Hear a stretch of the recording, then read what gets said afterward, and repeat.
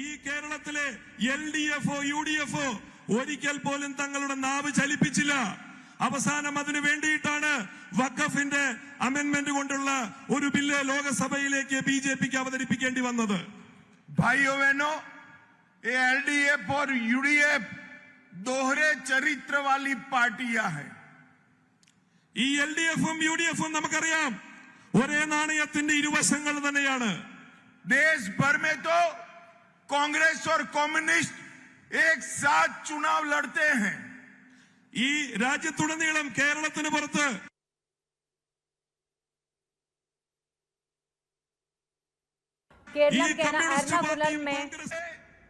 कांग्रेस और कम्युनिस्ट जनसभा को संबोधित कर रहे हैं.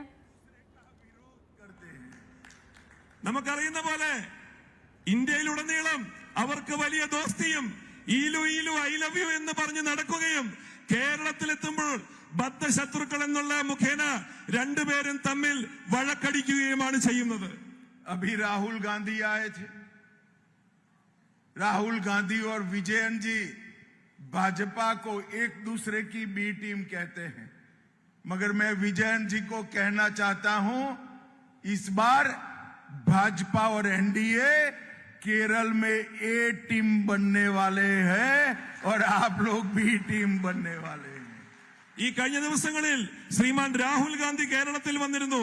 ശ്രീ പിണറായി വിജയൻ കേരളത്തിലുടനീളം പ്രസംഗിച്ചു നടക്കുന്നു. രാഹുൽ ഗാന്ധി പറയുന്നു BJP-യാണ് മറ്റുള്ളവരുമായി സഖ്യമുണ്ടാക്കുന്നത്, ബി ടീമാണെന്നെല്ലാം പറയുമ്പോൾ ഞാനൊരു കാര്യം വ്യക്തമാക്കുവാൻ ആഗ്രഹിക്കുന്നു. ഈ തമ്മിൽ ദോസ്തി കാണിക്കുന്ന ഈ കമ്മ്യൂണിസ്റ്റും കോൺഗ്രസുമാണ് ബി ടീം. ഈ കേരളത്തിലെ യഥാർത്ഥ ബി ടീം BJP നേതൃത്വം നൽകുന്ന NDA മുന്നണിയാണെന്ന് ഞാൻ ഉറക്കെ പ്രഖ്യാപിക്കുകയാണ്. भाइयों बहनों, मोदी जी के नेतृत्व में देश भर में लाखों स्टार्टअप शुरू हुए हैं. സുഹൃത്തുക്കളെ, ഇന്ത്യയിലുടനീളം മോദിജിയുടെ നേതൃത്വത്തിലുള്ള സർക്കാർ വന്നതിനു ശേഷം ലക്ഷക്കണക്കിന് സ്റ്റാർട്ടപ്പുകളാണ് ആരംഭിച്ചിട്ടുള്ളത്, പുതിയ തൊഴിൽ ദൗത്യങ്ങൾ. मगर एक स्टार्टअप यहाँ के मुख्यमंत्री विजयन जी ने भी शुरू किया है. എന്നാൽ അതിലൊരു സ്റ്റാർട്ടപ്പ് ഈ സംസ്ഥാനത്തിന്റെ മുഖ്യമന്ത്രിയായിട്ടുള്ള ശ്രീ പിണറായി വിജയനും ആരംഭിച്ചിട്ടുണ്ട്. ये स्टार्टअप का नाम है नेम चेंज स्टार्टअप. ഈ സ്റ്റാർട്ടപ്പിന്റെ പേരാണ് പേര് മാറ്റുന്ന സ്റ്റാർട്ടപ്പ്. मोदी जी वहां से योजना भेजते हैं, रुपया भेजते हैं और विजयन जी अपना नाम लगाने का काम करते हैं. മോദിജി അങ്ങ് ഡൽഹിയിൽ ഇരുന്നുകൊണ്ട് പുതിയ പുതിയ നയങ്ങൾ പ്രഖ്യാപിക്കുന്നു, പുതിയ പുതിയ പദ്ധതികൾ പ്രഖ്യാപിക്കുന്നു, അതിനുവേണ്ട കോടിക്കണക്കിന് രൂപ ഫണ്ട് ഒഴുക്കുന്നു. ശ്രീ വിജയൻ ഇവിടെ ഇരുന്നുകൊണ്ട് ഈ യോജനകളുടെ എല്ലാം പേരുകൾ മാറ്റുന്നു, ഈ ഫണ്ട് അടിച്ചു മാറ്റുന്നു. मोदी जी हर गरीब के लिए 5 किलो चावल राइस भेजते हैं, ठेला कम्युनिस्ट पार्टी का लग जाता है. മോദിജി ഡൽഹിയിൽ നിന്നും സാധാരണക്കാർക്ക് വേണ്ടി 5 കിലോ റേഷനറി ഫ്രീ ആയി കൊടുക്കുമ്പോൾ ഇവിടെ എത്തിക്കഴിയുമ്പോൾ വിജയൻ സാർ അത് കമ്മ്യൂണിസ്റ്റ് പാർട്ടിയുടെ സിംബലുള്ള ഒരു സഞ്ചിയിലിട്ട് കൊടുക്കുന്നു. मोदी जी हर गरीब को घर देते हैं, वो इसको लाइफ मिशन के नाम से कम्युनिस्ट पार्टी के सिंबल के साथ गरीब को देते हैं.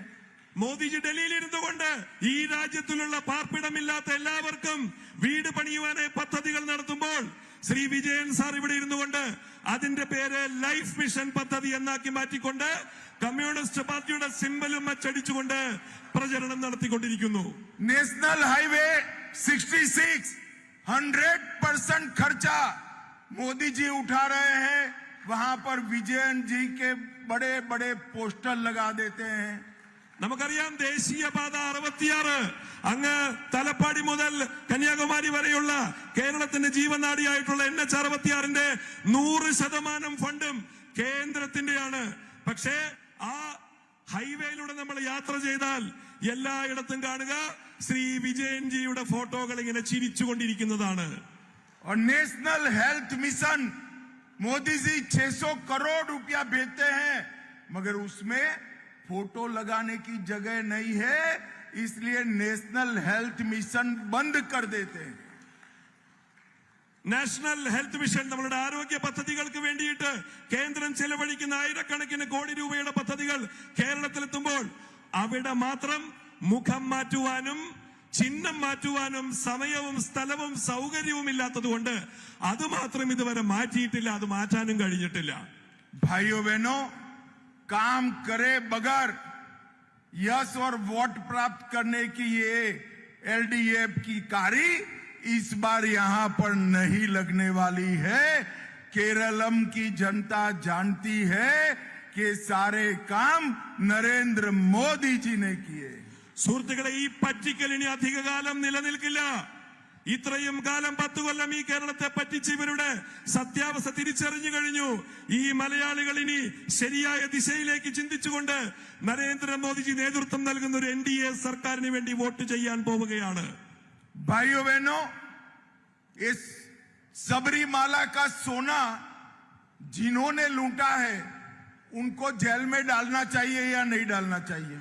സുഹൃത്തുക്കളെ, ശബരിമലയിലെ സ്വർണം കെട്ടവന്മാരെ ജയിലിലിടണോ വേണ്ടയോ? നിങ്ങൾ പറയൂ. जरा जोर से बोलो, जेल में डालना चाहिए या नहीं डालना चाहिए? ജയിലിൽ അടയ്ക്കണോ വേണ്ടയോ കള്ളന്മാരെ? बड़ा सरल रास्ता है. ना यूडीएफ उनको पकड़ेगी ना एलडीएफ. आप एनडीए की सरकार बना दो, हम 2 महीने के अंदर सोना चोरी करने वालों को जेल की सलाखों के पीछे डाल. നിങ്ങളുടെ ആഗ്രഹം നടപ്പിലാക്കുവാൻ വളരെ എളുപ്പമാണ്. ഏപ്രിൽ 9-ാം തീയതി നിങ്ങൾ വോട്ട് ചെയ്തുകൊണ്ട് NDAയുടെ ഭൂരിപക്ഷത്തിലുള്ള ഒരു സർക്കാരിനെ കൊണ്ടുവരൂ. ഈ LDF ആയിക്കോട്ടെ UDF ആയിക്കോട്ടെ, ഈ സ്വർണ്ണക്കള്ളന്മാരെ 2 മാസത്തിനുള്ളിൽ തുറങ്കിലടച്ചിരിക്കുമെന്ന് ഞാൻ ഉറക്കെ പ്രഖ്യാപിച്ചിരിക്കുന്നു. भाइयों बहनों, मेरे जीवन में मैंने राहुल गांधी जैसे झूठ बोलने वाला व्यक्ति नहीं देखा है. സുഹൃത്തുക്കളെ, ഞാൻ എന്റെ ജീവിതത്തിൽ രാഹുൽ ഗാന്ധിയെ പോലെ ഇങ്ങനെ വാ തുറന്നാൽ നുണ മാത്രം പറയുന്ന ഒരു വ്യക്തിയെ ഇന്നേ വരെ കണ്ടിട്ടില്ല. वो केरलम में आकर कल कहते हैं पेट्रोल के दाम बढ़ गए. അയാൾ ഇന്നലെ കേരളത്തിൽ എത്തിയിട്ട് പറയുകയാണ് പെട്രോളിന്റെ വില വർദ്ധിപ്പിച്ചു എന്ന് കേന്ദ്രം. राहुल बाबा, आपकी बात सही है, पेट्रोल के दाम तो बढ़ गए हैं. पेट्रोल के दाम बढ़कर 460 रुपया हो गया है. कितना हो गया है? 460 पर लीटर. സുഹൃത്തുക്കളെ, ശരിയാണ്, പെട്രോളിന്റെ വില വർദ്ധിച്ചിട്ടുണ്ട്. 1 ലിറ്ററിന് 460 രൂപയായിട്ടുണ്ട്. പക്ഷേ मगर केरलम में नहीं, पाकिस्तान में हुआ है. राहुल बाबा, पाकिस्तान में हुआ है. എന്നാൽ ഈ ഇന്ധന വില വർദ്ധനവ് കേരളത്തിലല്ല, അങ്ങ് പാകിസ്ഥാനിലാണ് ഉണ്ടായിട്ടുള്ളത്. अब आपको पाकिस्तान के दाम बढ़ जाए इसकी चिंता है, और केरलम में कहते हैं मोदी जी ने पाकिस्तान के दाम बढ़ा दिए. भैया राहुल, पाकिस्तान के पेट्रोल के दाम मोदी जी नहीं बढ़ा सकते हैं, इतना आपको मालूम होना चाहिए. അവിടെ പാകിസ്ഥാനിൽ വില വർദ്ധിച്ചപ്പോൾ ഇങ്ങ് കേരളത്തിലിരിക്കുന്ന രാഹുൽ ഗാന്ധിക്കാണ് നൊന്നത്. പക്ഷെ രാഹുൽ ഗാന്ധി ഒന്ന് മനസ്സിലാക്കുക, അവിടെ പാകിസ്ഥാനിൽ വില വർദ്ധിപ്പിക്കുന്നത് നരേന്ദ്രമോദിജി അല്ല. भाइयों बहनों, पूरे विश्व में पेट्रोल के दाम बढ़े हैं, डीजल के दाम बढ़े हैं, रेशनिंग लगा है, वर्क फ्रॉम होम का आदेश जारी हुआ है, 3 दिन की छुट्टी कर दी गई है. मगर भारत में ना दाम बढ़े हैं ना रेशनिंग है. जिसको जितना चाहिए उतना पेट्रोल, डीजल और गैस तीनों मिल रहा है. ये नरेंद्र मोदी जी का मैनेजमेंट है. राहुल बाबा, ये नरेंद्र मोदी जी का है. ഈ ലോകത്ത് യുദ്ധം നടന്നുകൊണ്ടിരിക്കുമ്പോൾ ഇന്ന് നിരവധി നൂറുകണക്കിന് രാജ്യങ്ങളിൽ ഇന്ന് പെട്രോളിന്റെയും അനുബന്ധ വസ്തുക്കളുടെയും വില വർദ്ധിക്കുന്നു. അതിന്റെ ലഭ്യത കുറഞ്ഞു വരുന്നു. പലപ്പോഴും അത് കിട്ടാതെ വരുമ്പോൾ അതിന് റേഷനിങ് സംവിധാനം ഏർപ്പെടുത്തുന്നു. എന്നാൽ ഇന്ത്യയിൽ, ഈ ഭാരതത്തിൽ, മോദി ഭരിക്കുന്ന ഭാരതത്തിൽ ഒരു ദിവസം പോലും അല്ല, 1 മണിക്കൂർ പോലും നമ്മൾക്ക് ഇന്ധന ലഭ്യത കുറവ് വന്നിട്ടില്ല, റേഷനിങ് സംവിധാനം വേണ്ടി വന്നിട്ടില്ല. പല രാജ്യങ്ങളും വർക്ക് ഫ്രം ഹോം, നിങ്ങൾ വീട്ടിലിരുന്ന് പണിയെടുക്കൂ, പുറത്തിറങ്ങാൻ വഴിയില്ല, ഇന്ധനമില്ല എന്ന് പറയുമ്പോൾ ഈ രാജ്യത്ത് ഒരു മണിക്കൂർ ഒരു നിമിഷം പോലും നടപ്പിലാക്കേണ്ടി വന്നിട്ടില്ല. भाइयों बहनों, ये राहुल बाबा समझे बगैर इस तरह के बयान देते हैं जिससे गल्फ कंट्री सारी भारत के प्रति गुस्सा हो। मैं उनको ये बताना चाहता हूं, वैसे भी आप चुनाव जीतने नहीं वाले हैं।